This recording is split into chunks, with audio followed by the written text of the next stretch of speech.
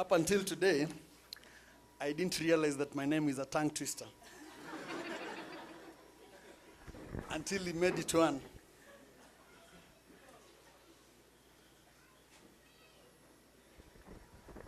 My name's Vincent.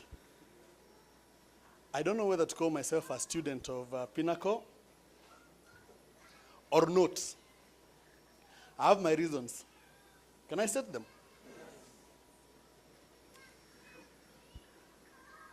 The three gentlemen there, Kidinji, Gikonyo, and Njuguna, taught me CPA. And that time they had a balanced life. This thing was not there. We used to play a lot of football with them. By then they are very good footballers. I don't know whether you know that. Do you know that? Yes. Yeah, they do that. I don't know what to say about Mesanjiguna. He plays football, but outside the pitch. Now, again, I'm very happy. Yeah? This is one of those moments that I'm also very happy to finally meet my college mate. I think he was a class ahead of me. I'm not so sure whether class or we were in the same class. And he lives a balanced life. He's a pastor full-time and a lecturer part-time. Wow. I'm supposed to talk about opportunities galore. Before I talk about this, let me talk about me. I've said that they taught me. They modeled me to be what I am. There's something that comes out very strongly about these gentlemen here. Maybe you can't see it, but me, I'll tell you. When these three gentlemen were teaching somewhere else, they dedicated their time and energies to whatever they were doing. I can say they balanced their life there. Religiously so that when they moved out to go somewhere else, you didn't need anybody to invite you there. You just had to go follow them because you knew their productivity. True or false? Because they made that wise decision to move to the next level, they created employment. That is why some people here are calling themselves lecturers, and you are students, and we have other subordinate staffs who are not here. Don't we call that the money that you guys are looking for?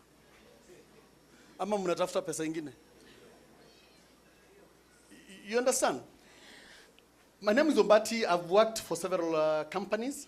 I've worked in the manufacturing industry. I've worked in the real estate industry. I've worked in so many areas. I worked until May 2010 when I pulled out to set up my own platforms. I have a number of companies that I run. I have a real estate company. I have a consultants company. And there's a new baby that is not even a month old, a security company. You will wonder why a finance manager will pull out of employment to leave money that he's sure of, to go chase money that he doesn't know where it's going to come from. It is one very hard decision for one to make. It's just like leaving employment where you're earning a salary to no job. But I'll always ask one question. Between employment and home, which is more of a comfort zone than the other? You guys are lying. We all want to stay home because that is the truth. But then when you are being told you're going home, you worry. Why worry then when you're going home, where is the comfort zone? In fact, we are very lucky at this particular age in time. My father is an accountant, and I decided to be an accountant at class 7. I know probably you guys had not decided to do that. But I decided that I'll be an accountant in class 1, class 7. Before I move on with the story about what moved me to that level, I'll tell you this. As an accountant, if you sleep hungry without food, then trust me, that is a choice you've made. But as an accountant, you are not allowed. It is a taboo to sleep without food. In fact, it is a taboo to be poor.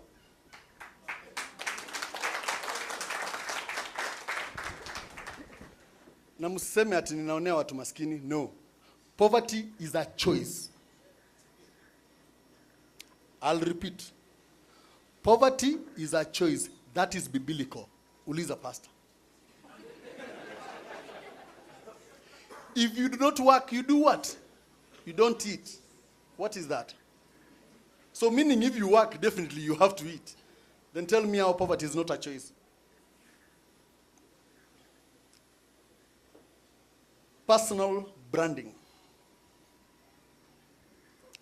What kind of brand are you? Are you a strong brand or a weak brand in the market? When people look at you, what do they see? Okay, I'm not talking about looking at you in the workplace. I'm saying naturally when they look at you as a person, what do they see? Do they see a weak brand or a strong brand? That goes back to you in college. Kuna wenye wamemaliza section 6. I've seen you guys talking strongly about clearing and you don't want to go back. You've just done the exam and you're waiting for the results. That is one step. Please pass those exams. But remember this. As much as you're working so hard to pass the exams, make sure that you remember what you were taught. Don't read to pass exams. I'll repeat. Kindly, I beg you, do not read to pass exams. Passing exams is so easy. When you come to my office, I'll employ you, probably you won't last the probation period. During our time, Mr. Gikonyo, Gidinchi, and Njuguna will tell you, they used to ask, please, I want an accountant, but let him be the one who has passed through KTC. Why? Minadanganya. Why were they saying that? The training we were going through that time, boss, Buddha boss. Unapita 4, unaanguka moja, unarudishiwa zote. Ukweli ama uongo? My prayer is that they return that back. I'm being very honest. Okay. We are talking here as friends. I'm an accountant. And I want to, can I explain myself at least? Why am I saying they bring it back? We are doing what we call mass production. Everybody, when we were growing up, we were told that soma kwa bidii ndio upate kazi, uandikwe kazi. Sasa hizo kazi mnataka muandikwe, ni nani anaenda kuzitengeneza?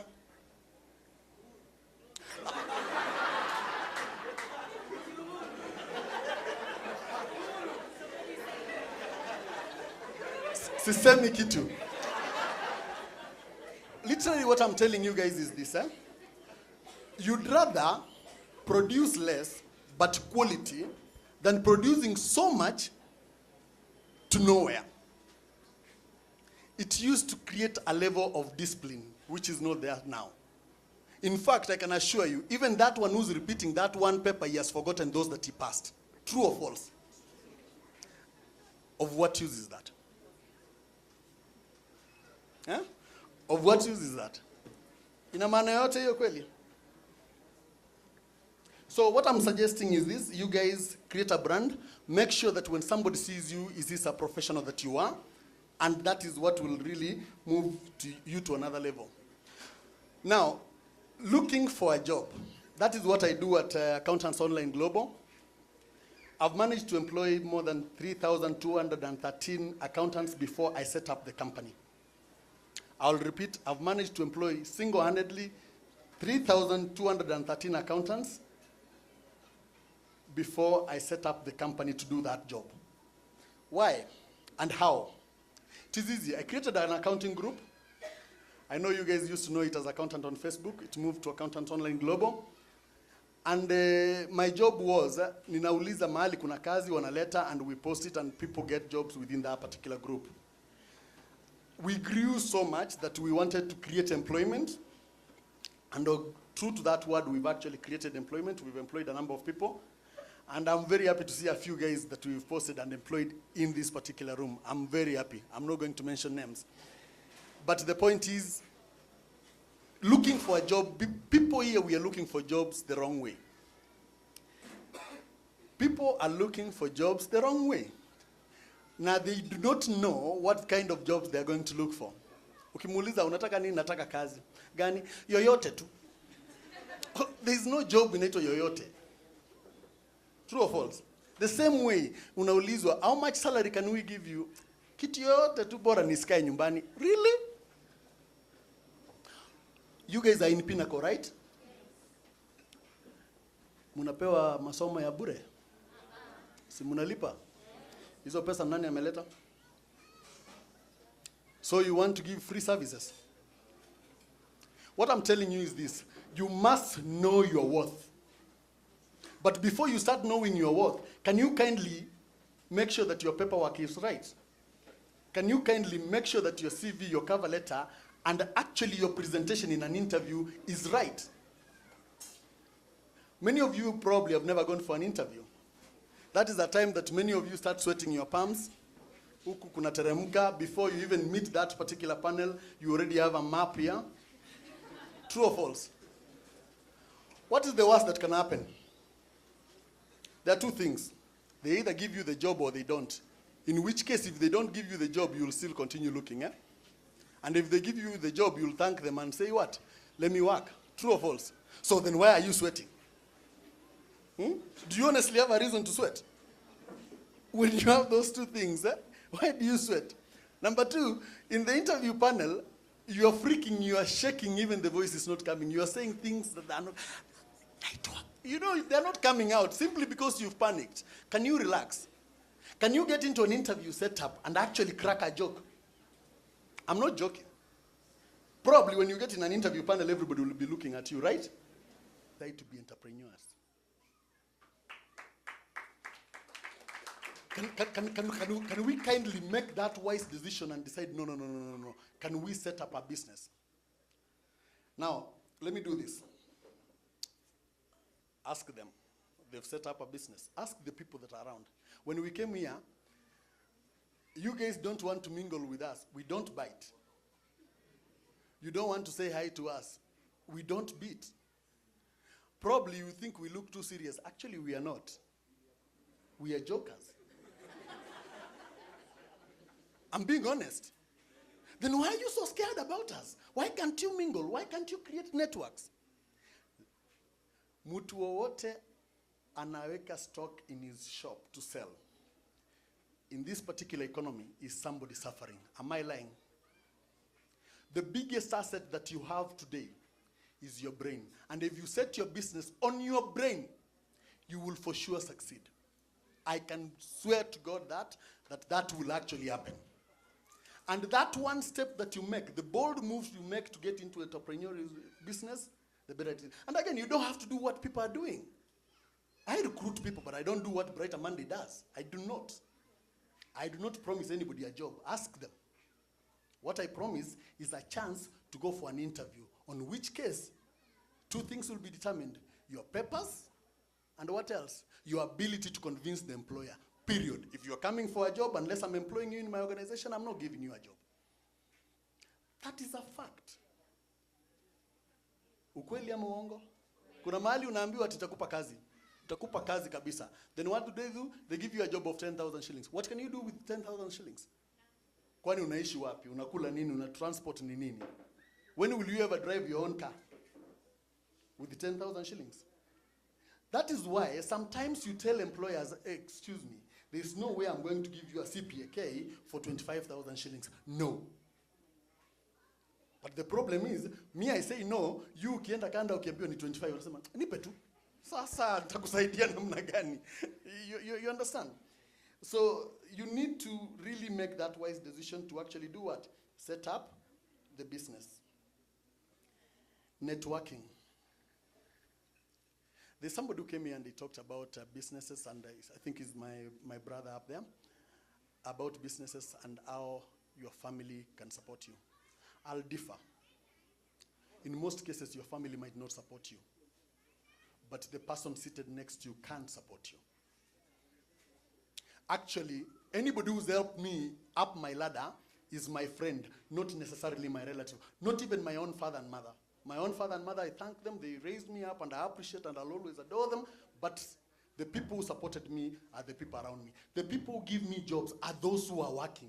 And by the way, many organizations don't actually advertise their jobs. Internal memos. And that is why I can easily employ many And like many people were waiting for the jobs in the interview. And by the time the jobs appear on the newspaper, they've already employed, shortlisted, including government. I'm telling you the truth. Watu wanagawana, nipe 35 positions, nipe 20 positions. By the time you guys are rushing to send your whatevers, unless you have somebody to push them. But the truth is, internal memos are the ones that work. True or false? So when we know that, then why can't we network? For example, you guys have cleared Section 6. If you manage to pass, probably you won't even want to have the contact of the person seated next to you. And you expect that life will be easy. Others, we give them jobs, they disappear completely until when they are told the contract is going to be terminated. Then they're not kupigia simu. Hello, sasa vini? Umelost? Itatakiwa ni kutafute tukunywe moja. I mean, alafu nakwambia, by the way, unajua mahali kuna position, naona ka contract kangu nataka kuisha. Where have you been for the last 5 years? You need to create your networks. Why am I here today? Why am I here today? I wasn't in the Pinnacle, but I love my brothers. We meet them with them every single day. I came here because I need this network to expand. I need you guys. And you need me. That's a fact. So when we know we need each other, why can't we be together? Ati sasa umemaliza kutoka Pinnacle, maneno ya Githinji utaki kusikia, bro, you need him more than he needs you. Ati sasa Njuguna, tutaonanga tu kwa barabara. Bro, you better go visit him and buy him a soda.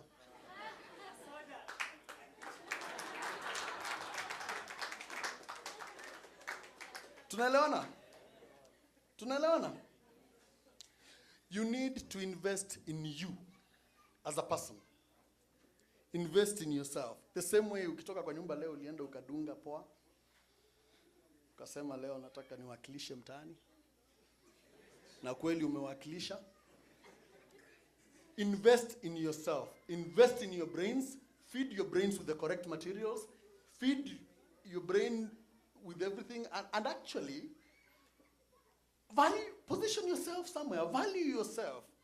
In the sense that hata ukienda interview, mtu akikuuliza how much do you want? Would you want to have as a salary? What will you say? You will comfortably give them a figure. But there is a challenge. I want to ask one question. If you came to an interview and I asked you this question, how would you respond to it? If I give you 20 bob, would you take this job? Somebody has already said no. So, who else has a better answer than that?